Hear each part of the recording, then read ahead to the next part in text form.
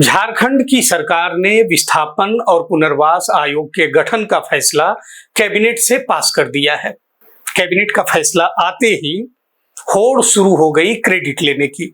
लेकिन लाख टके का सवाल ये है कि ये विस्थापन और पुनर्वास आयोग क्या वाकई कई दशकों से विस्थापन का दंश झेल रही झारखंड की एक बड़ी आबादी के जख्मों का मरहम बन सकेगा?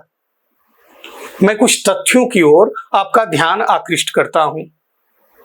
इसके बाद आप खुद समझ जाएंगे कि झारखंड में जिस विस्थापन और पुनर्वास आयोग के गठन का रास्ता साफ हुआ है वह कितना प्रभावी होगा। इससे राज्य के विस्थापित परिवारों को कितनी राहत मिलेगी और भविष्य में अगर विस्थापन की नौबत आती है तो यह आयोग राज्य के भावी विस्थापितों के लिए कितना मददगार साबित होगा। कैबिनेट से पारित प्रस्ताव में इस बात का स्पष्ट उल्लेख है कि राज्य सरकार आयोग का सुझाव मानने के लिए बाध्य नहीं होगी। आयोग के पास विस्थापन पुनर्वास नीति का अनुपालन कराने का कोई अधिकार नहीं होगा। ये केवल सुझाव देने वाली संस्था होगी।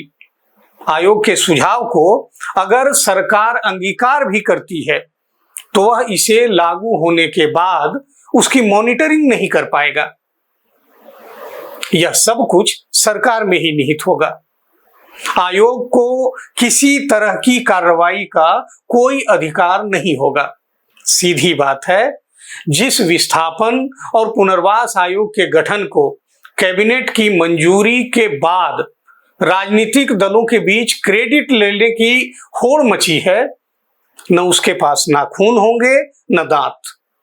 संवेदनशील सरकार से आप इस आयोग की अनुशंसाओं के प्रति सकारात्मक रवैये की उम्मीद कर भी सकते हैं। लेकिन अगर सूबे में कोई ऐसी सरकार रही जिसकी प्राथमिकता किसी भी कीमत पर उद्योग और खनन को बढ़ावा देना रहा तो प्रस्तावित विस्थापन और पुनर्वास आयोग का नक्कार खाने का तूती बनना तय है।